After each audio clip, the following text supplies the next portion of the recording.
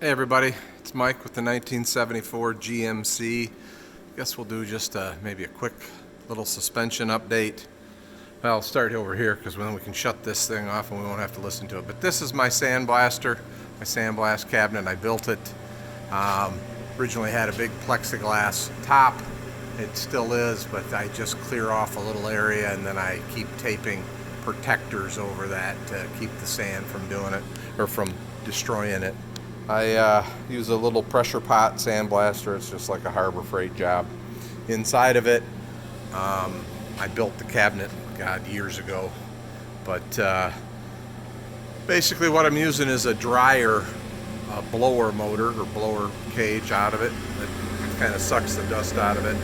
It doesn't do that great. It's not real easy to see. It makes it difficult to get every little bit of everything off. Those are good, I'll show you in a minute, but this A-arm's looking pretty good. It's got a little bit of stuff left down in there that I'm going to try and get off the next time. And basically what I do is I just kind of load the cabinet up with stuff because I don't have a dead man valve on here. It's too hard to hold. Your hand gets real sore and they don't last that long, so I just basically blast a pot at a time. I'm going to shut this off. I basically blast a pot at a time, and I just put a bunch of stuff in there to do. So you can see I did the pork chops there, and I've done both lower control arms today. And again, you can see, it's real hard for me to see in there, but you can see that there's some stuff left, and I will put them back in, but I'm not real worried about that right now because I think I'm going to start grinding on these and adding metal and doing whatever it takes to repair them, seeing as I don't have any. Like, this was a gusset that was added after the initial production, or after, I think the first year of the motorhome. This is probably basically a almost stock tornado arm.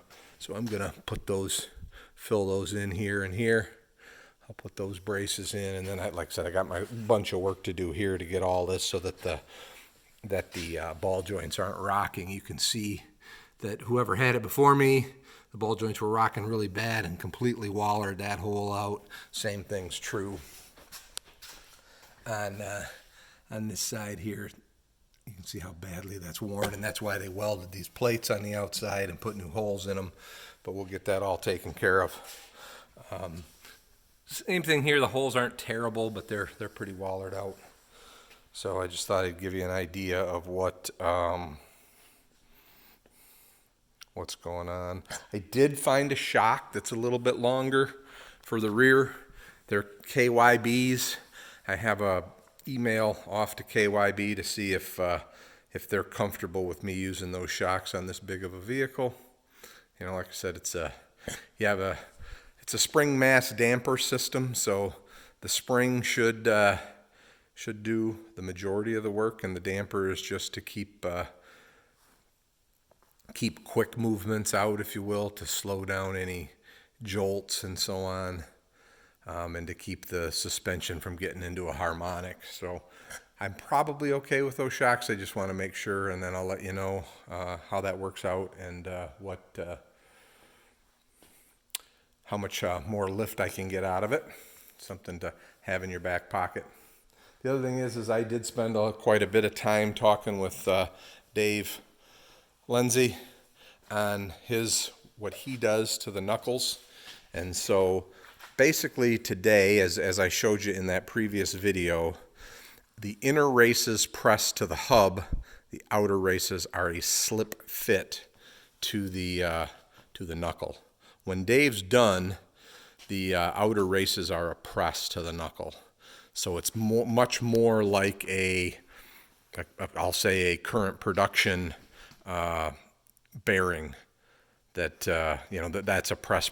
Basically, the outer races are pressed into that little hub that I showed you, and then they're also pressed to the hub. So that's That's the way they are. And so basically my opinion is you know, with the grease zerks and re-greasing, what Dave does should last basically my life of this coach at least. And then if for some reason it does, those bearings do go, which Dave said they rarely do, then maybe the next owner will have to do something somewhere down the line. But I think what he does is going to put a really good product in my coach that's going to last for a very long time. So, all right, everybody. You see there's a little more room around my shop. I did take a little bit of time, and I put the snowmobiles up overhead. Season's pretty well done. I guess if we got a big blizzard, those are the two I ride anyway, my wife and I. So these other ones are just for friends, and then that one there is the old Johnson. That's my vintage sled. So, all right, everybody, have a great day.